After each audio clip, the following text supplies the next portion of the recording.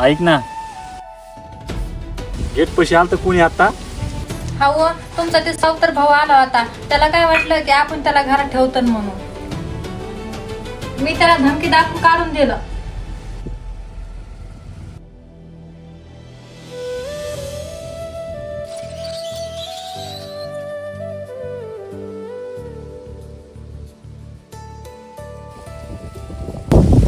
अरे राहुल,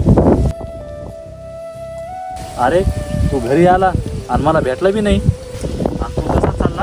काय झालं? कोणी बोललं का? भैया, मी तर फक्त वहिनीचं मन बघत होतो. एक्सक्यूज मी, हा बोला. हे पार्सल कोणाच्या नावाचं आहे?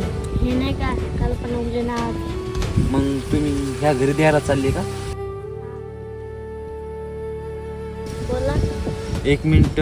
हे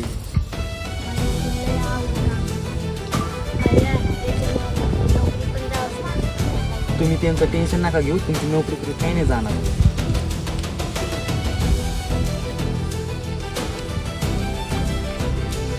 जर मी या ड्रेसवर आला असतो, वहिनीनं मला ओळखलं असतं. त्याच्यामुळं मी वहिनीचं मन बघण्यासाठी तो पार्सचा ड्रेस घालून आलतो. पण ती वहिनी पहिल्या वहिनीची का आता बदलली. मग आपण तरी काय करणार आहे? त्यांच्या नशिबात नाही त्यांचं बदलणं. ज्या पहिल्या तशा होत्या का, आता पण तशाच आहेत त्या. तसंही तुम्हाला एक गोष्ट सांगू का आता? भैया, तुला माहिती आहे का, आपल्या दिदीसुद्धा लग्न ठरलं आहे. दीदीचं लग्न? मग मी इथं खुशखबर ते सांगायला चालतो, पण